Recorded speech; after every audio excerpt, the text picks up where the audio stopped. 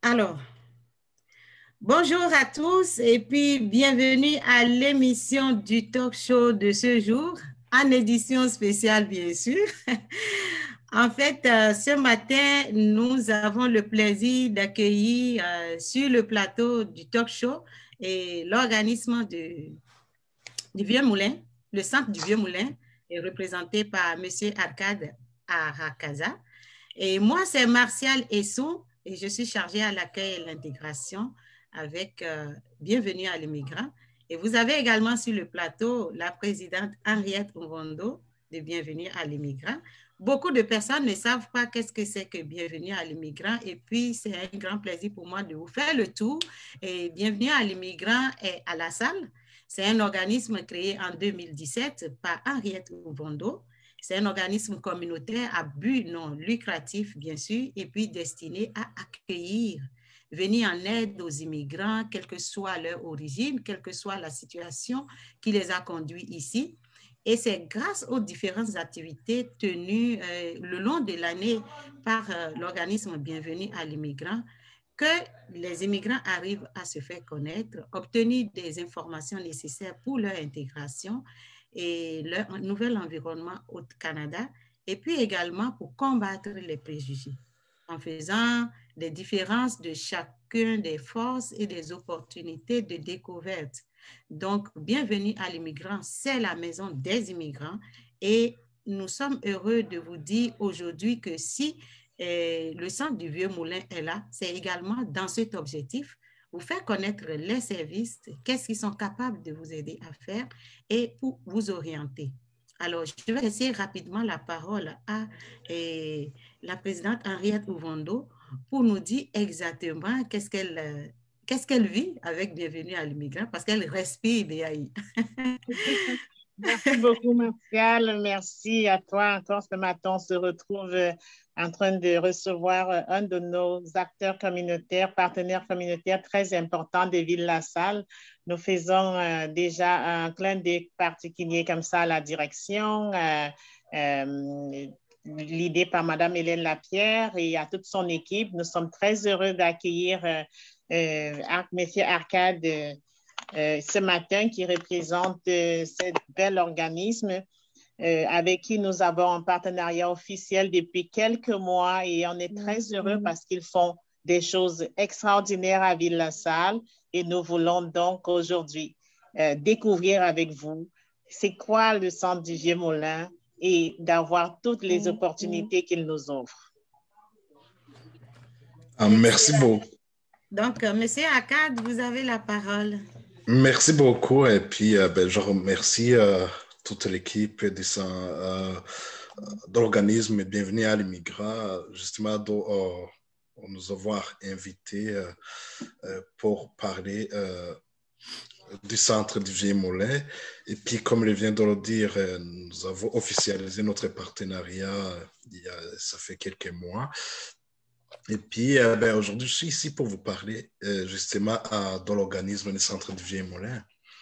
Oui, c'est un organisme communautaire qui est à la salle.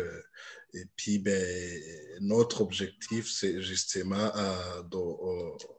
de répondre aux besoins, de venir en aide aux personnes âgées de 50 ans et plus du territoire de la salle, même si pour certains services, on essaie d'aller plus loin que la salle, mais vraiment, globalement,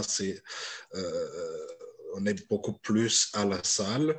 Et puis, c'est un organisme qui est dans le milieu, ça fait plus de 40 ans, parce que l'organisme a été créé en 1977, fait que c'est pas très jeune. Imagine-toi, hein, j'avais à peine 1 an là. Oui. Et puis, le but de l'organisme, la mission principale de l'organisme, c'était justement d'améliorer la qualité de vie et de prolonger l'autonomie des personnes de 50 ans et plus. Et puis, parmi notre mission, notre objectif, c'était vraiment de soutenir, c'est toujours de soutenir et d'accompagner les aînés qui sont vulnérables ou en situation de vulnérabilité et puis qui sont très souvent confrontés à des situations d'isolement, de pauvreté, ainsi de suite. Et puis, ben, le centre essaie de, justement de répondre à toutes ces différentes problématiques. Et puis, ben, toutes ces activités sont rendues possibles grâce à, justement, à l'équipe qui s'implique. Nous avons un conseil d'administration, nous avons la direction générale, nous avons l'équipe du centre, nous avons les membres, nous avons les bénéficiaires, nous avons les bénévoles qui s'impliquent beaucoup pour le bon déroulement justement de nos activités. Et puis, comme activité, peut-être avant de passer aux activités, pour être membre de l'organisme, ça prend une adhésion de $10, une carte d'adhésion de membre. Ça coûte $10 et puis c'est annuel. Ça part du 1er avril au 31 mars chaque année. Et puis, quand tu es membre, justement, tu as certains avantages. C'est quoi les avantages? D'abord, de faire partie de cette équipe, de cet organisme pour aînés, c'est quelque chose. Et puis, avoir accès à certains programmes. Il y a des cours qui sont gratuits, il y a des ateliers aussi qui sont à leur disposition. Et puis, mettons à l'occasion, mettons que la personne, lors de sa fête, on essaie de lui passer un appel pour souhaiter un joyeux anniversaire. Et puis, mettons que c'est quelqu'un qui traverse aussi des moments difficiles, que ce soit la maladie, la perte d'un proche. On essaie quand même d'envoyer des cartes d'encouragement pour cette personne. En plus de tout cela, lors de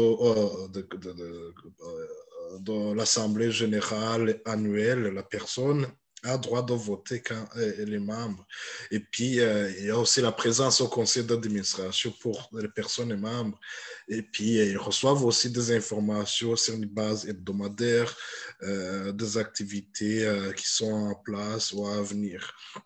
Et puis, si j'aimerais peut-être vous parler des activités qui sont justement offertes, des services qui sont offerts aux aînés. Je vous ai parlé justement des cours et ateliers en temps normal. Il y avait des cours et ateliers, des activités aussi de socialisation. Il y avait aussi des activités de soutien communautaire. On avait aussi le service de café des aînés. On avait aussi le service justement qui s'appelle Moulin Bus. C'était pour aider les aînés au transport pour l'épicerie ou au transport pour les activités quand c'était encore ouvert. Mais là, justement, là, j'essaie d'être un peu bref, mais pour la plupart de nos services, ils sont en ligne dans notre site. Mais là, je vais peut-être vous parler des activités qui sont justement maintenues en cette période difficile, justement, de COVID-19. Nous avons quand même le service administratif qui est en continuel, on l'a maintenu, c'est-à-dire que les aînés peuvent appeler puis joindre quelqu'un au bureau sans problème, étant donné que la plupart des organismes ou d'autres, ils font du télétravail. Nous autres, nous avons, le centre de vie a opté quand même de continuer à offrir les services aux aînés qui sont dans le besoin. Et puis, nous avons le service de propreté roulante, et de repas congelés. Nous avons le service d'intervention. Nous avons des intervenants qui sont justement là pour répondre aux besoins des aînés. Mais nous privilégions beaucoup plus en intervention les interventions téléphoniques qui est de déplacement à domicile. On se déplace vraiment à domicile en cas d'urgence, mais en général, nous privilégions justement à la voie téléphonique. Et puis, nous avons aussi le service de bénévolat qui s'implique beaucoup plus pour les appels d'amitié et puis pour justement d'autres services de livraison pour la popote roulante et pour la livraison des repas congelés. Nous avons aussi un autre service de banque alimentaire où nous essayons d'aider les personnes aînées qui sont beaucoup plus dans le besoin. Là, c'est conditionnel étant donné que on ne peut pas donner un dépannage alimentaire à tous les aînés dans la salle, mais on priorise vraiment les personnes qui sont beaucoup plus dans des situations un peu complexes et puis temporaires. Et comment vous arrivez alors à les reconnaître? Comment vous à les reconnaître, c'est-à-dire que les personnes nous appellent. Ils nous appellent au centre et puis ben, c'est soit ils nous appellent au centre ou ils sont référés par les ressources et les autres ressources, nos collaborateurs, nos partenaires, bien, ils sont référés par le CLC, ils sont justement ils sont identifiés par les intervenants qui sont toujours là parce que nous avons aussi le service de travail dominier qui est fonctionnel où nous avons 5 HLM. HLM sont des habitations, ça appartient à l'Office municipal d'habitation de Montréal. Aussi, si les gens remarquent qu'il y a des aînés vulnérables quelque part, ils peuvent vous donner et vous les mettre en contact pour que vous puissiez les aider. Oui, justement, nous sommes ouverts à toutes sortes d'aînés, que ce soit les immigrants, les aînés de n'importe quelle provenance, pourvu que la personne réside à la salle. Et puis, nous essayons de les orienter, de les accompagner et puis de les référer en fonction justement de leurs besoins. Nous avons aussi un service d'appel justement automatisé, ça s'appelle des programmes PAIR. Là, il y a les appels justement pour les médicaments, la prise des médicaments. Il y a les appels pour la sécurité. Oui, mais ça, c'est vraiment un service qui couvre, par exemple, tout l'ouest de l'île de Montréal. C'est justement pour se rassurer que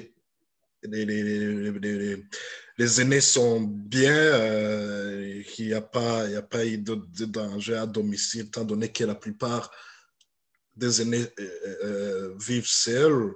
Et puis, ben, mettons qu'ils tombent dans la salle de bain ou qu'il lui arrive quelque chose, et ben, il faut au moins qu'on soit capable de connaître c'est quoi la situation, c'est quoi qui lui est arrivé. Wow. Là, ce sont des... Oui. C'est un programme vraiment qui est très important. Excusez-moi, ça veut dire que vous vérifiez déjà que les aînés prennent leurs médicaments et vous vous assurez de leur sécurité. Oui, pour la prise de médicaments, c'est 24 heures sur 24, 7 jours sur 7 parce que c'est automatisé. Mais dans le fond, il y a des appels, ça passe, ben il suffit d'appeler au centre et puis de compléter le formulaire et puis on leur montre comment procéder pour avoir ce service. Et puis pour la sécurité, c'est 3 fois par jour. Mais tant que la personne se déplace pour des rendez-vous à l'hôpital, des rendez-vous médicaux ou pour d'autres choses, ben, on essaie de savoir si la personne, c'est quoi, si la personne est à domicile ou pas. Ben, c'est le système justement qui indique ça.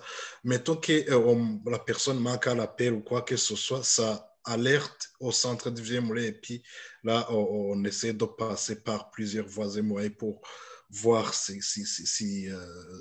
la situation de la personne, Oui. en passant par les proches, en passant par les personnes de référence que ces gens nous auraient donné. Et puis, en cette période aussi de Covid, eh bien, nous avons des activités sur Zoom, en vidéoconférence avec les aînés, justement pour garder le contact. Oui, Le contact. Oui, et puis ben, là, on organise des activités sur une base régulière. Et puis, mettons que ce n'est pas tous les aînés qui sont, comme je vous ai, vous le dis, je viens de vous le dire, c'est qu'il y a des aînés qui n'ont pas accès à l'Internet ou qui ne sont pas à l'aise avec les technologies, qui ne sont pas très ordinateurs, très informatiques. Là, on leur donne le choix de participer aux activités en vidéoconférence avec leur téléphone en composant le numéro qu'on leur donne. Ainsi, ils brisent l'isolement, ils participent, ils échangent avec d'autres personnes. Et puis, c'est une activité qui donne fruit. Et puis, nous avons aussi, en plus de ça, il y a nos bénévoles qui s'impliquent beaucoup, qui continuent à faire des appels d'amitié sur des bases régulières hebdomadairement. Et ils font des appels d'amitié pour les aînés. Avant la COVID, on faisait aussi, les bénévoles faisaient les visites d'amitié à domicile, mais là, c'est pour éviter, pour se protéger et puis protéger tout le monde. On a décidé d'arrêter ce service temporairement. Mais pour les appels d'amitié, ça roule, ça va bien. Et puis, tout le monde est heureux, tout le monde est content, c'est merveilleux. Et puis, aussi, il y a des activités sur des capsules virtuelles où les aînés peuvent participer, peuvent briser l'isolement, soit pour faire des activités sportives, suivre, faire plusieurs activités qui sont virtuelles. Et puis, en général, je dirais que c'est ça. Et puis, pour avoir accès à la popote roulante, quand même, ça prend, c'est conditionnel parce que il faut que la personne ait un dossier au CLC. Et puis, là, le CLC, en ce moment, fait la demande au centre de vie moulé pour nous dire que la personne donc est dans le besoin. Et puis, on essaie d'étudier la situation de la personne pour lui donner accès à ce service. Et puis, la popote roulante et repas, c'est $5. Pour le repas congelé, c'est $4. Et puis, pour les repas congelés, il n'y a pas de limite, il n'y a pas de conditions. Toute personne née peut faire la commande facilement. Et puis, c'est très difficile d'obtenir ce service parce que nous avons réalisé qu'il y a certaines personnes qui ne sont pas à l'aise suite à certaines situations, là, de faire la cuisine, tout. Et puis, c'est ça, en fait. En bref, je dirais que j'ai fait le tour. Et puis, il y a le moulin bus qui aidait beaucoup pour l'aide à l'épicerie, déplacement aux activités. Mais pour l'aide à l'épicerie, maintenant, on est en train de chercher un chauffeur. Mais dernièrement, il y a, le moulin bus était, le service était disponible. Mais là, on fait de petits ajustements pour chercher un chauffeur et puis de s'ajuster pour que les aînés soient comblés dans leurs besoins. Mais le moulin bis, ça sert à beaucoup de choses. Maintenant, pour la campagne de vaccination, ça se peut qu'on va utiliser beaucoup plus le service du moulin bis pour déplacer les aînés pour la vaccination contre la COVID-19. Ça, c'est quelque chose, c'est une précision que j'aimerais vous donner. Merci. Wow, ça veut dire que, moi, je résume un peu, les aînés sont vraiment très choyés avec vous, c'est-à-dire qu'ils ont un accompagnement, que ce soit au niveau de leur quotidien. On brise l'isolement, c'est merveilleux. On passe des appels d'amitié et c'est très important à ce moment de pandémie, là, de se sentir pas seul. Et ça, c'est vraiment exceptionnel ce que vous faites. Ils ont accès à de la bonne nourriture déjà faite prêtent pour eux à des prêts vraiment très, très abordables. Ils ont aussi accès à un accompagnement pour leurs courses. Donc, je pense que c'est vraiment quelque chose à parler, à diffuser pour que, en ces moments de pandémie, les 50 ans et plus réalisent toutes les options qu'ils ont avec le centre du Vieux-Moulin à Ville-la-Salle. C'est un travail exceptionnel. Nos aînés nous tiennent à cœur. Vous les maintenez par des activités virtuelles d'exercice, de Zoom. Ça veut dire que vous êtes totalement ajustés là pour faire face à cette pandémie, tous ensemble, pour rester en santé. Je salue vraiment là et je félicite toutes ces belles choses que vous faites pour nos aînés, franchement. Merci beaucoup. Vraiment, c'est impressionnant, effectivement. Super, super impressionnant parce que les aînés ne sont pas seuls. Souvent, on se rend compte qu'à la fin de sa vie, on est seul. Mais avec les activités du Vieux-Moulin, j'ai fait un tour sur le site. Je regardais un peu les activités, la convivialité, comment... Malheureusement, la COVID, je peux dire, sinon, c'est gravé dans leur mémoire vivement que tout passe et qu'on puisse reprendre nos activités. Franchement, je vous félicite par rapport à ça. Et je peux déjà dire que les aînés de partout, même du fait que la COVID est là, les aînés de partout peuvent peut-être avoir accès à vos services. Ils ne seront pas que la Saloie parce qu'ils peuvent appeler, ils peuvent avoir peut-être d'autres appuis et qu'ils peuvent obtenir par téléphone, n'est-ce pas? Parce que c'est aller jusqu'au centre à l'ouest de Montréal. Je crois que c'est ce que j'avais entendu. Et quand est-ce que les choses vont reprendre? Quand est-ce que... Je pense que ça va être après la COVID. Est-ce que après la COVID, ça va se... Là, je vous parle en tant qu'aîné, là. Quand est-ce que les choses vont reprendre? Mais moi, je vous dirais, en tant qu'aîné, là, il faut garder toujours espoir. Quelle que soit la longueur de la nuit, ça finira par... il finira par faire jour, là. Et puis, en tant qu'aîné, c'est mieux de, justement de continuer à suivre les consignes et puis les consignes annoncées par le gouvernement pour justement lutter contre la COVID et puis de rester justement d'essayer de s'informer pour n'importe quel moyen parce que nous sommes partout. Comme je vous ai dit, dernièrement, il y a eu une tournée dans de travail dominé dans différents commerces de la salle là, et puis on a distribué des flyers, des dépliants dans les dépanneurs, dans les commerces, un peu partout. C'est-à-dire que la personne âgée qui voudrait peut-être avoir des services ou qui ne sait pas quoi faire, qui vit des moments difficiles, qui a besoin de parler ou qui se sent seul ou qui ne sait pas à qui s'adresser, ils peuvent approcher, bien sûr, bienvenue à l'immigrant aussi, parce que vous êtes notre partenaire très, très, très important. Mettons qu'il y a une personne aînée qui se dirige vers vous et puis qui demande si il pourrait avoir un tel ou tel autre service.